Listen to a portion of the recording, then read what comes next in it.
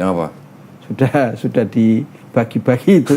Sudah dibagi-bagi. Kumpulan lagi. Oh, jadi Bapak membangun jemaat sendiri? Bangun jemaat sendiri. Di Jogja? Iya. Bapak bikin gereja sendiri? Iya.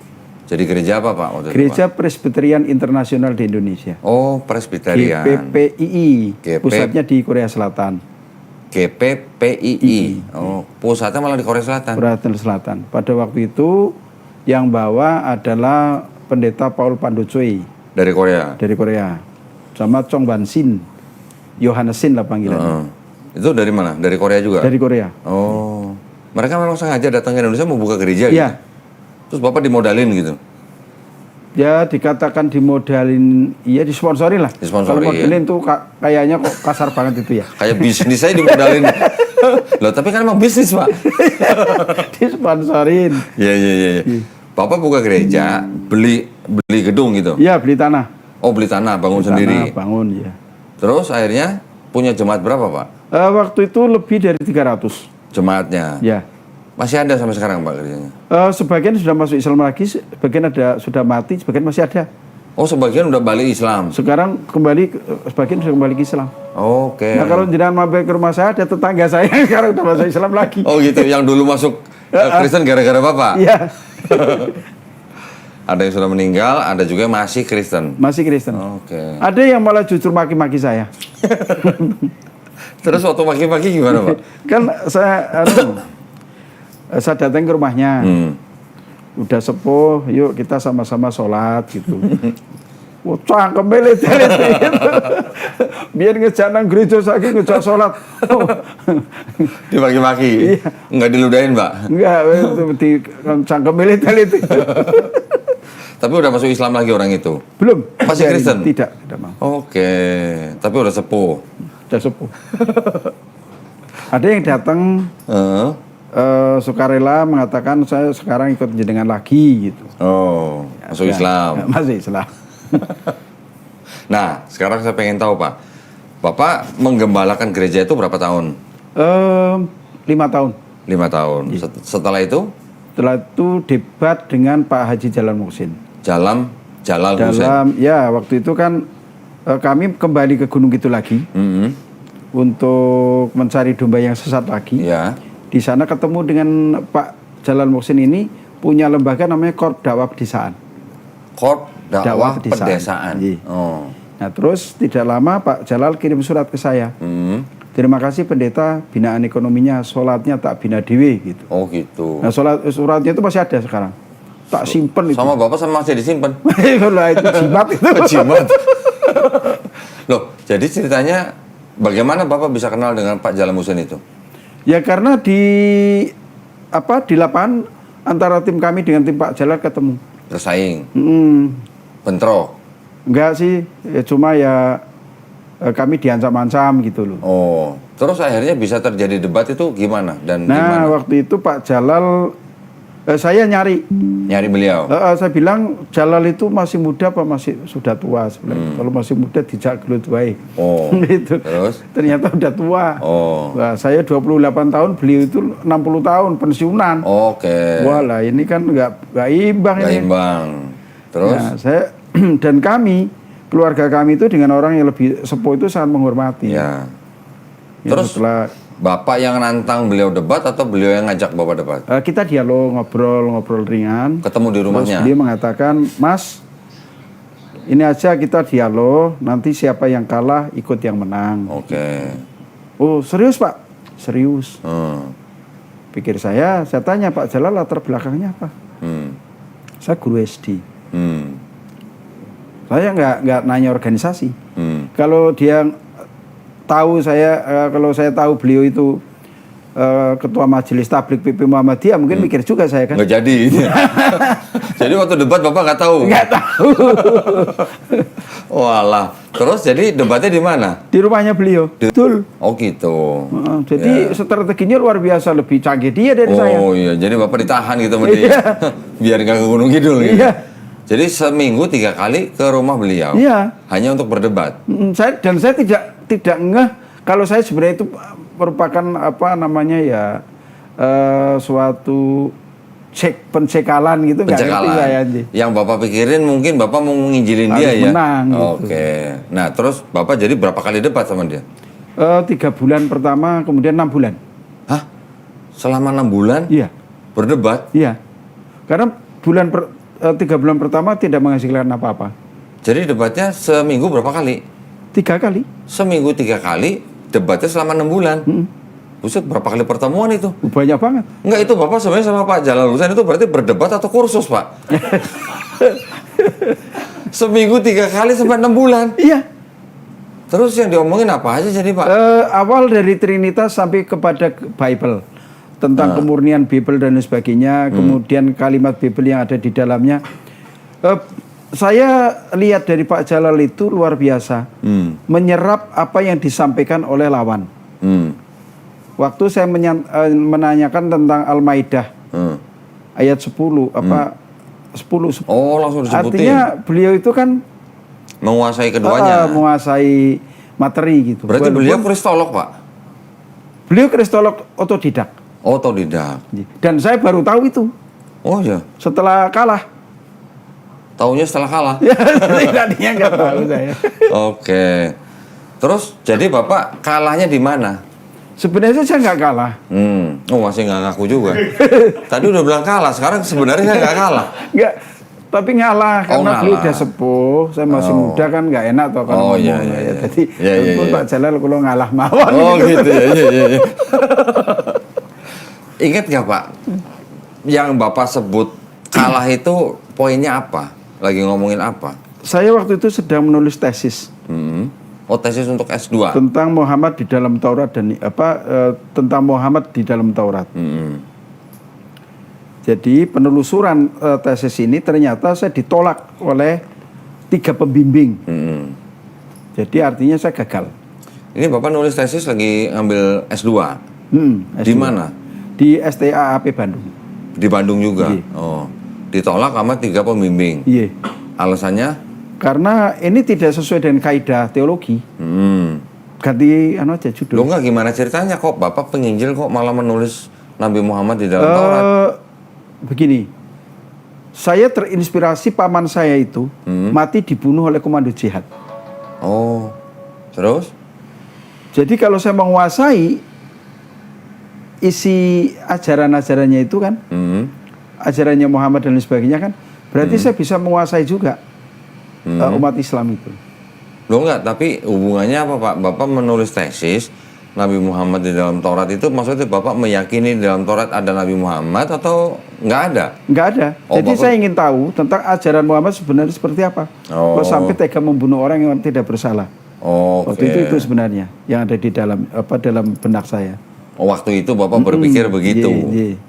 Oke, terus Bapak akhirnya dikalahkan oleh Pak Jalal Husain itu dalam poin apa, Pak? Ternyata apa yang saya angan-angankan itu kejahatan-kejahatan nggak ada gitu loh. Nggak ada, semuanya bisa dibantah. Nggak ada, iya.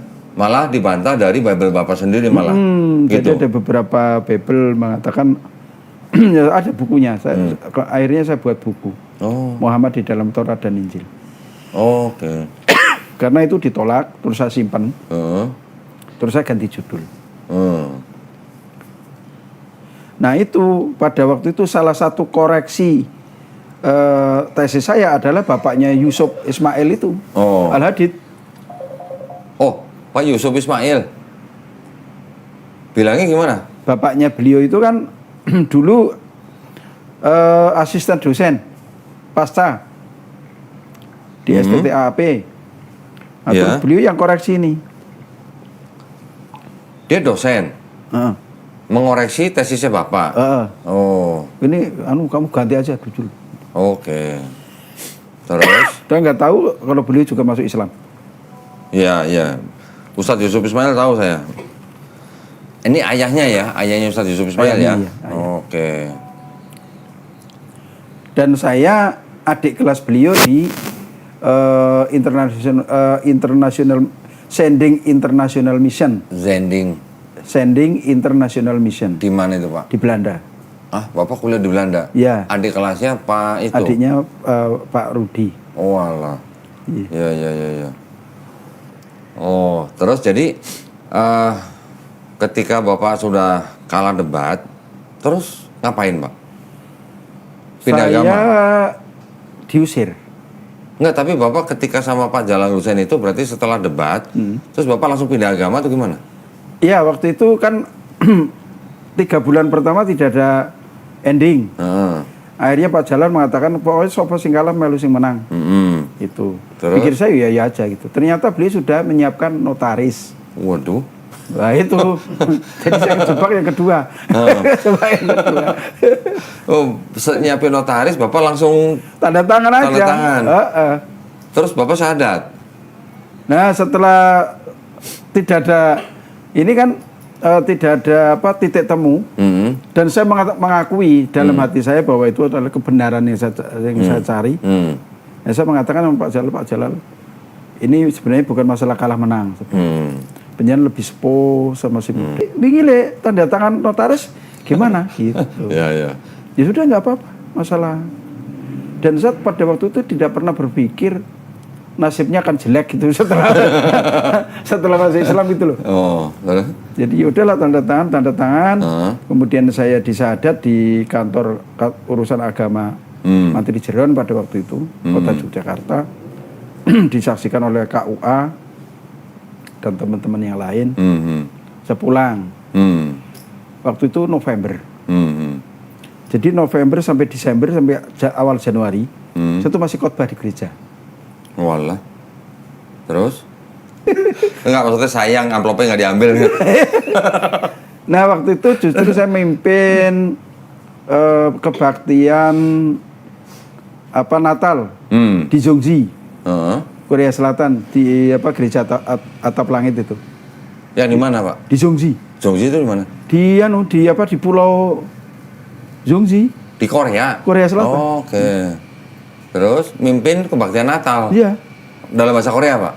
Enggak. Oh, enggak, kirain. Bahasa saya. Bahasa saya. Tapi di Korea itu jamaahnya orang Korea. Oke. Di situ nggak tahu kalau saya udah masuk Islam sebenarnya. Oh, gitu. Belum tahu. Nah setelah selesai itu Januari waktu itu Maret 94 94 saya mengatakan pada istri saya bahwa saya sudah masuk Islam.